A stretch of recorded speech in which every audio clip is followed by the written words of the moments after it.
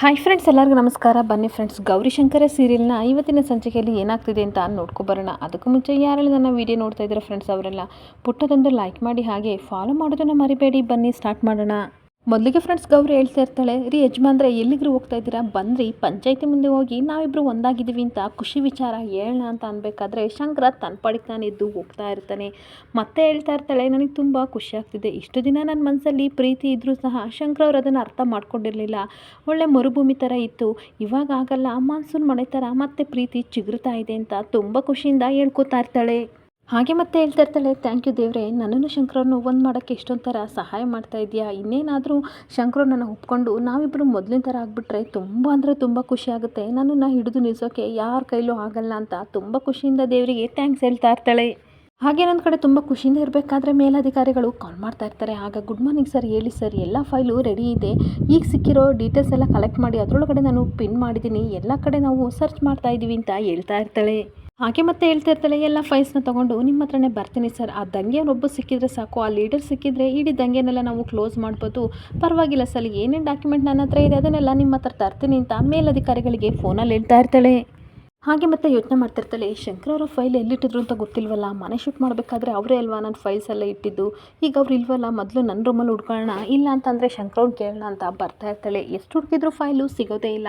ಆಗ ಶಂಕರವ್ರೆ ಅಂತ ಕೂಕೊಂಡು ಬರ್ತಾ ಇರಬೇಕಾದ್ರೆ ಸುನಂದ ಸಿಗ್ತಾಳೆ. ಅಕ್ಕ, ಶಂಕರ್ ನೋಡಿದ್ರ ಅಂತ ಅನ್ಬೇಕಾದ್ರೆ, ಯಾಕೆಷ್ಟು ಟೆನ್ಷನ್ ಆಗಿದೆಯಾ ಗೌರವ ಅಂತ ಅನ್ಬೇಕಾದ್ರೆ, ಅಯ್ಯೋ ಅಕ್ಕ, ಇಂಪಾರ್ಟೆಂಟ್ ಫೈಲ್ಸ್ ಎಲ್ಲ ಅವರೇ ಎತ್ತಿಟ್ಟಿದ್ರು, ಇವಾಗ ನೋಡಿದರೆ ಶಂಕರವ್ರು ಬೇರೆ ಸಿಗ್ತಾ ಇಲ್ಲ, ಮಿನಿಸ್ಟ್ರು ಬೇರೆ ನನ್ನನ್ನು ಅಪ್ಡೇಟ್ ಮಾಡು ಅಂತ ಕಾಲ್ ಮೇಲೆ ಕಾಲ್ ಮಾಡ್ತಾ ಇದ್ದಾರೆ, ನನಗೆ ಅರ್ಜೆಂಟ್ ಆ ಫೈಲ್ ಬೇಕು, ಎಲ್ಲಿಟ್ಟಿದ್ದಾರೋ ನನಗಂತೂ ನೆನಪಾಗ್ತಿಲ್ಲ ಅಂತ ಟೆನ್ಷನ್ ಮಾಡ್ಕೊಂಡು ಹೇಳ್ತಾ ಇರ್ತಾಳೆ. ಆಗ ಸುನಂದು ಸಹ ಹೇಳ್ತಾ ಇರ್ತಾಳೆ, ಟೆನ್ಷನ್ ಮಾಡ್ಕೋಬೇಡ, ಬಾ ಶಂಕರನ ಹುಡ್ಕೋಣ ಅಂತ ಕರ್ಕೊಂಡು ಹೋಗ್ತಾ ಇರಬೇಕಾದ್ರೆ ಅಷ್ಟೊತ್ತಿಗೆ ವಿಜಯ್ ಮತ್ತು ಪಾರ್ವತಿ ಬರ್ತಾರೆ. ಶಂಕರನ್ ನೋಡಿದ್ರೆ ಅತ್ತೆ ಅಕ್ಕ ಅಂತ ಕೇಳಬೇಕಾದ್ರೆ, ಏನು ಯಾವಾಗಲೂ ಶಂಕರ ಅಂತ ಜಪ ಮಾಡ್ತಿದ್ಯಾ, ಆಲ್ರೆಡಿ ಮಿಸ್ ಮಾಡ್ಕೊಂಡ, ಒಂದು ಕೆಲಸ ಮಾಡು, 101 ಸಲ ಜಪ ಮಾಡು, ಶಂಕರವ್ರು ಬಂದುಬಿಡ್ತಾರೆ ಅಂತ ರೇಗಿಸ್ಬೇಕಾದ್ರೆ, ಯಾವಾಗಲೂ ತಮ್ಮೇಶನ ಸ್ವಲ್ಪ ಸೀರಿಯಸ್ ಆಗಿ ಕೇಳ್ಕೊಳ್ಳಿ, ಮನೆ ಶಿಫ್ಟ್ ಮಾಡಬೇಕಾದ್ರೆ ಇಂಪಾರ್ಟೆಂಟ್ ಫೈಲ್ ಅಂತ ಕೊಟ್ಟಿದ್ನಲ್ಲ ಅದೇನು ಅಂತ ಅನ್ಬೇಕಾದ್ರೆ, ಮುಖಂಡವಿ ನೀನು ಕೊಟ್ಟಿದ್ದೆ ಅದನ್ನೆಲ್ಲ ಶಂಕರನೇ ತಾನೇ ಶಿಫ್ಟ್ ಮಾಡಿದ್ದು ಅಂತ ಪಾರ್ವತಿ ಹೇಳ್ತಿರ್ಬೇಕಾದ್ರೆ, ಅಯ್ಯೋ ಅಕ್ಕ, ಅದನ್ನು ಹುಡುಕ್ತಿದ್ದೀನಿ, ಎಲ್ಲೂ ಸಿಗ್ತಿಲ್ಲ ಅಂತ ಹೇಳ್ತಾ ಇರ್ತಾಳೆ. ಒಂದು ಕೆಲಸ ಮಾಡು, ಶಂಕರವ್ರಿಗೆ ಕಾಲ್ ಮಾಡಿ ಕೇಳು ಅಂದಾಗ, ನಾನು ಟ್ರೈ ಮಾಡ್ತಿದ್ದೀನಿ, ಅವರು ಫೋನಿಗೂ ಸಿಗ್ತಿಲ್ಲ, ಎಲ್ಲೂ ಸಿಗ್ತಿಲ್ಲ ಅಂತ ಟೆನ್ಷನ್ ಮಾಡ್ಕೊಂಡು ಗೌರಿ ಹೇಳ್ತಾ ಇರ್ತಾಳೆ. ಇನ್ನೊಂದು ಕಡೆ ರೌಡಿ ಹೇಳಿದ್ನಲ್ಲ ಅಂತ ಐರಬ್ಬರ ಫೈನಲ್ಲ ಶಂಕರ ಸುಟ್ಟಾಕಕ್ಕೆ ಅಂತ ತೊಗೊಬರ್ತಾನೆ. ನೋಡು, ಮೊದಲು ಸರೆಂಡರ್ ಆಗು, ಇದನ್ನು ಕಷ್ಟಪಟ್ಟು ಗೌರಿ ಡಾಕ್ಯುಮೆಂಟ್ಸ್ ಎಲ್ಲ ಕಲೆಕ್ಟ್ ಮಾಡಿದ್ದಾಳೆ, ಇದನ್ನು ನಾನು ಸುಟ್ಟಾಕಲ್ಲ ಅಂತ ಹೇಳ್ತಿರ್ಬೇಕಾದ್ರೆ, ನೋಡು ಶಂಕರ, ನಮಗೆ ಅದೆಲ್ಲ ಗೊತ್ತಿಲ್ಲ, ನೀನು ಸುಟ್ಟಾಕಲೇಬೇಕು, ಇಲ್ಲಾಂದರೆ ನಿನಗೆ ಗೊತ್ತಲ್ವಾ ನಮ್ಮ ಡೀಲ್ ಏನು ಅಂತ ಹೇಳ್ಬೇಕಾದ್ರೆ, ಮರ್ಯಾದೆಯಿಂದ ಸರೆಂಡರ್ ಆಗಿ ನಾ ಸುಟ್ಟಾಕಲ್ಲ ಅಂತ ವಾರ್ನ್ ಮಾಡ್ತಾ ಇರ್ತಾನೆ. ಹಾಗೆ ಮತ್ತೆ ರೌಡಿಗಳು ಹೇಳ್ತಾ ಇರ್ತಾರೆ, ನಿನ್ನ ಮಾತನ್ನ ನಾವು ಕೇಳಕ್ಕೆ ರೆಡಿ ಇಲ್ಲ, ಈಗೇನು ಸುಟ್ಟಾಕ್ತೀವೋ ಅಥವಾ ಇಲ್ಲಾಂದರೆ ನಿಮ್ಮ ಫ್ಯಾಮಿಲಿನ ಧ್ವಂಸ ಮಾಡೋಣ ಅಂತ ಅನ್ಬೇಕಾದ್ರೆ ಸರಿ ಅಂತ ಅಂದ್ಬಿಟ್ಟು ಮಾತಿಗೆ ಕಟ್ಬಿದ್ದು ಫೈಲ್ಗೆ ಪೆಟ್ರೋಲ್ ಹಾಕಿ ಸುಡೋಕ್ಕೆ ತೀರ್ಮಾನ ಮಾಡ್ತಾ ಇರ್ತಾನೆ. ಸಾರಿ ಗೌರಿ, ನನ್ನನ್ನು ಕ್ಷಮಿಸ್ಬಿಡು, ಈ ಫೈಲ್ ಎಷ್ಟು ಇಂಪಾರ್ಟೆಂಟು, ಇದನ್ನೆಲ್ಲ ಕಲೆಕ್ಟ್ ಮಾಡೋಕ್ಕೆ ನೀನು ಎಷ್ಟು ಕಷ್ಟಪಟ್ಟಿದ್ಯಾ ಅಂತ ಗೊತ್ತು, ಹಾಗೆ ಮನೆ ಶಿಫ್ಟ್ ಮಾಡಬೇಕಾದ್ರೆ ಇಂಪಾರ್ಟೆಂಟ್ ಅಂತ ಒತ್ತಿ ನನಗೆ ಹೇಳ್ತಿದ್ದೆ, ಆದರೂ ನಾನು ಈ ಕೆಲಸ ಮಾಡ್ತಿದ್ದೀನಿ, ದಯವಿಟ್ಟು ಕ್ಷಮಿಸು ಅಂತ ಪೆಟ್ರೋಲ್ ಹಾಕಿ ಸುಡೋಕ್ಕೆ ಅಂತ ಹೋಗ್ತಾ ಇರ್ತಾನೆ. ಇನ್ನೊಂದು ಕಡೆ ಶಂಕರ ಇದ್ದಿದ್ರೇನು ನಾವೇ ಎಲ್ಲ ಫೈಲ್ನು ಸಹ ಹುಡ್ಕೋಣ ಅಂತ ಸುನಂದ ಹೇಳ್ತಾ ಇರಬೇಕಾದ್ರೆ, ಬನ್ನಿ ಅಂದ್ಬಿಟ್ಟು ಎಲ್ಲರೂ ಸಹ ಒಂದೊಂದು ಕಡೆ ಫೈಲ್ನ ಹುಡುಕ್ತಾ ಇರ್ತಾರೆ. ಆದರೆ ಗೌರಿಗೆ ಒಂದು ಡೈರಿ ಸಿಕ್ಬಿಡುತ್ತೆ. ಆ ಡೈರಿ ಏನು ಅಂತ ಓದ್ತಿರ್ಬೇಕಾದ್ರೆ, ಸಿಕ್ತೆ ನಮಗೆ ಫೈಲು ಅಂತ ಸುನಂದ ಕೇಳ್ತಾ ಇರಬೇಕಾದ್ರೆ, ಇಲ್ಲ ಅಕ್ಕ, ನೋಡ್ತಾ ಇದ್ದೀನಿ ಅಂತ ಹೇಳ್ತಾ ಇರ್ತಾಳೆ. ಹಾಗೆ ಪ್ರತಿಯೊಂದು ಕಡೆ ಅವರು ಸರ್ಚ್ ಮಾಡ್ತಿರ್ಬೇಕಾದ್ರೆ ಎಲ್ಲೂ ಸಹ ಫೈಲ್ ಸಿಗೋದೇ ಇಲ್ಲ. ಈ ಕಡೆ ಶಂಕರ ವಿಧಿ ಇಲ್ದಲೇ ಪೆಟ್ರೋಲ್ ಹಾಕಿ ಎಲ್ಲ ಫೈಲ್ನು ಸುಟ್ಟಾಕ್ಬಿಡ್ತಾನೆ. ವೆರಿ ಗುಡ್, ನೀನು ಸರಿಯಾಗಿ ಕೆಲಸ ಮಾಡಿದೀಯಾ, ಆದರೆ ಈಗ ಇನ್ನೊಂದು ಮಾಡಬೇಕು ಅಂತ ರೌಡಿ ಹೇಳ್ತಾ ಇರ್ತಾನೆ.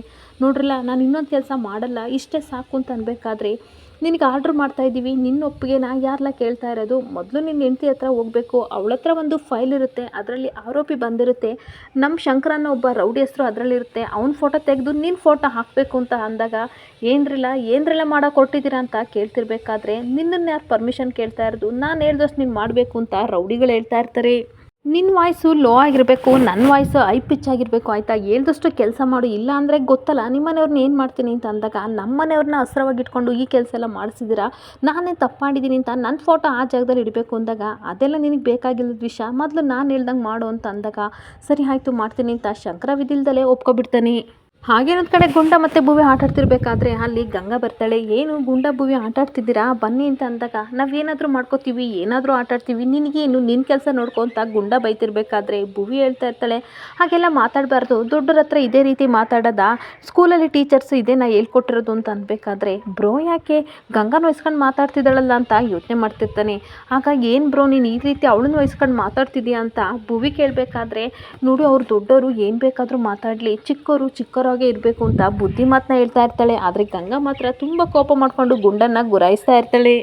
ಹಾಗೆ ಗುಂಡ ಹೇಳ್ತಾ ಇರ್ತಾನೆ, ಇವಳು ಕೆಟ್ಟವಳು, ಅದಕ್ಕೆ ನಮ್ಮ ಬಾಸ್ ಬೈಯೋದು ಅಂತ ಅಂದಾಗ ದೊಡ್ಡವ್ರ ವಿಷಯ ದೊಡ್ಡವ್ರಿಗೆ ಬಿಟ್ಬಿಡು, ನನ್ನನ್ನು ಫ್ರೆಂಡ್ಶಿಪ್ ಮಾಡ್ಕೊತ ಗಂಗಾ ಅವತ್ತು ಹತ್ಲು ಗೊತ್ತಾ ಅವಳು ತುಂಬ ಒಳ್ಳೆಯವಳು ಅಂತ ಅಂದಾಗ, ಹೋಗಿ ನೀನು ಇವಳನ್ನ ಒಳ್ಳೆಯವಳು ಅಂತ ಹೇಳ್ತಿದ್ದೀಯಲ್ಲ ಬ್ರೋ, ಮನೇಲಿ ಎಲ್ಲರನ್ನೂ ಇವಳು ಅಳಿಸೋದು ಅಂಥದ್ರಲ್ಲಿ ಅಪರೂಪಕ್ಕೆ ಇವಳು ಹತ್ತಿದ್ದಾಳೆ ಅಂತ ಅನ್ಬೇಕಾದ್ರೆ ಹಾಗೆಲ್ಲ ಮಾತಾಡಬಾರ್ದು. ಒಬ್ರು ಕಷ್ಟದಲ್ಲಿದ್ದಾಗ ನಾವು ಅವರಿಗೆ ಸಹಾಯ ಮಾಡಬೇಕು, ಆಗಲೇ ಮನೆಯವರೆಲ್ಲರೂ ಸಹ ತುಂಬ ಚೆನ್ನಾಗಿರೋದು, ಒಗ್ಗಟ್ಟಾಗಿರೋಕ್ಕಾಗೋದು ಅಂತ ಭುವಿ ಬುದ್ಧಿ ಮಾತನ್ನ ಹೇಳ್ತಾ ಇರ್ತಾಳೆ. ಏನು ಗೊತ್ತಾ ಬ್ರೋ, ಫಾರ್ ಎಕ್ಸಾಂಪಲ್ಲು ಅಮ್ಮ ನನ್ನನ್ನು ಯಾವಾಗಲೂ ಬೈತಿರ್ಬೇಕಾದ್ರೆ ಈ ಕಡೆ ವಿಜಿ ಬಂದು ನನ್ನನ್ನು ಸಮಾಧಾನ ಮಾಡ್ತಾಳೆ. ಹಾಗೆ ಬ್ಯಾಡ್ ಬಾಯ್ ಗಂಗನ ಬೈತಾ ಇದ್ದರೆ ನಾವು ಹೋಗಿ ಸಮಾಧಾನ ಮಾಡಬೇಕು, ಆಗಲೇ ಎಲ್ಲರೂ ಮನೇಲಿ ಚೆನ್ನಾಗಿರೋಕ್ಕಾಗೋದು, ಗೊತ್ತಾಯ್ತಾ ಅಂತ ಹೇಳ್ಬೇಕಾದ್ರೆ ಅದು ಆಗಲ್ಲ ಬ್ರೋ ಅಂತ ಗುಂಡ ಹೇಳ್ತಾ ಇರ್ತಾನೆ. ಏನೂ ಇಲ್ಲ, ಸುಮ್ಮನೆ ಇರು, ನನ್ನ ಮಾತನ್ನ ಕೇಳು ಅಂತ ಬೈತಾ ಇರ್ತಾಳೆ.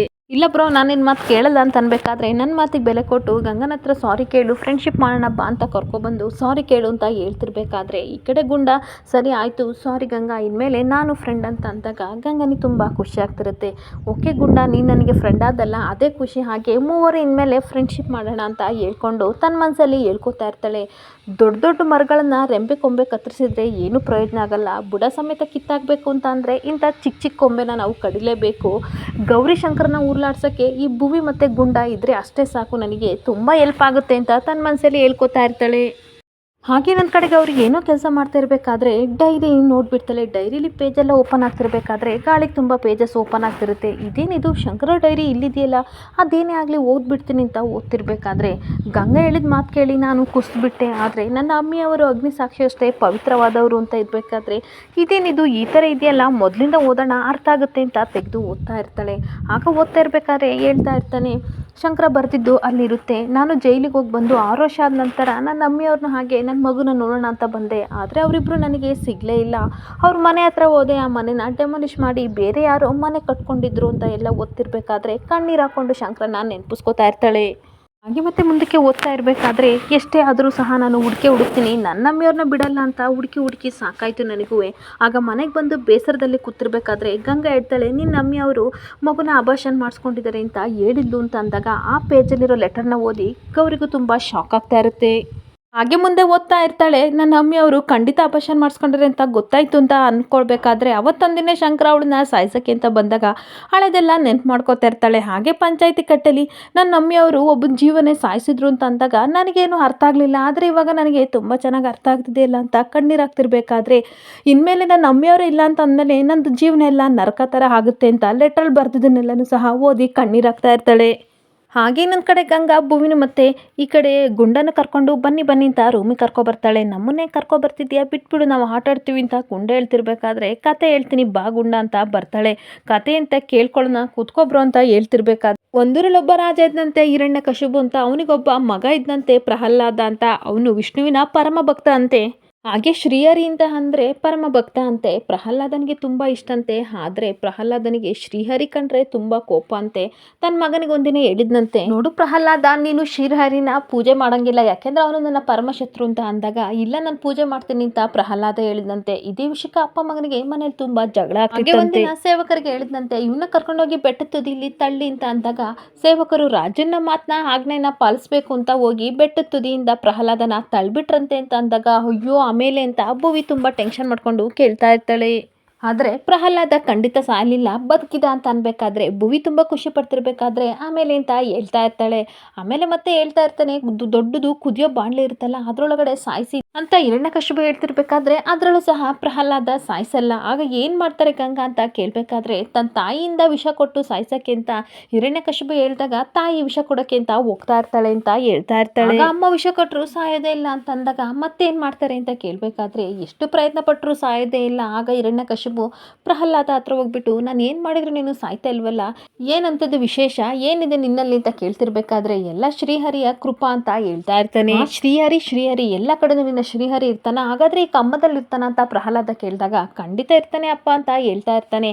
ಆಗ ಹಿರಣ್ಯಕಶಿಪು ಕಂಬಕ್ಕೆ ಅಂತ ಹೊಡೆದಾಗ ಅಲ್ಲಿ ನರಸಿಂಹ ರೂಪ ತಗೊಂಡು ಅಲ್ಲಿ ಶ್ರೀಹರಿ ಇರ್ತಾನೆ.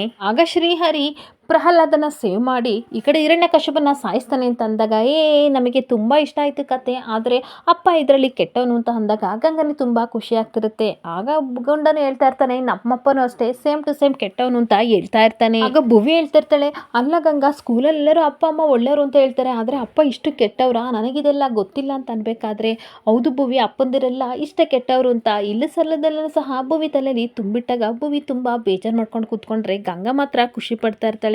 ಇನ್ನೊಂದು ಕಡೆ ಗೌರಿ ಡೈರಿನ ಓದ್ತಿರ್ಬೇಕಾದ್ರೆ ಒಂದು ದಿನ ಶಿವಮೊಗ್ಗಕ್ಕೆ ಅಂತ ಹೋದಾಗ ಅಲ್ಲಿ ರೌಡಿ ಬೇಬಿ ನನ್ನ ಜೀವನದಲ್ಲಿ ಸಿಗ್ತಾಳೆ. ಅವಾಗ ನನ್ನ ಜೀವನದ ದಿಕ್ಕೆ ಬದಲಾಯಿತು, ಅವಳಿಗೋಸ್ಕರ ನಾನು ಬದುಕಬೇಕು ಅಂತ ಅಂದ್ಕೊಂಡೆ, ಕುಡಿಯೋದನ್ನೆಲ್ಲ ಭುವಿಗೋಸ್ಕರ ನಿಲ್ಲಿಸ್ಬಿಟ್ಟೆ ಅಂತ ಅಂದಾಗ ಭುವಿನ ನೆನೆಸ್ಕೊಂಡು ತುಂಬ ಖುಷಿ ಪಡ್ತಾ ಇರ್ತಾಳೆ.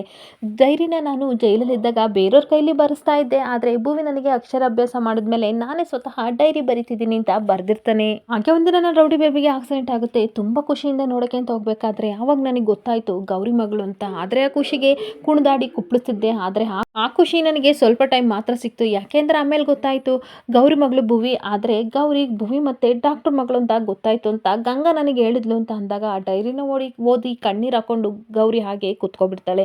ಇಲ್ಲಿಗೆ ಸಂಚಿಕೆ ಎಂಡ್ ಆಗ್ತಿದೆ. ಈ ವಿಡಿಯೋ ಇಷ್ಟ ಆದರೆ ಪುಟ್ಟದೊಂದು ಲೈಕ್ ಮಾಡಿ, ಫಾಲೋ ಮಾಡಿ.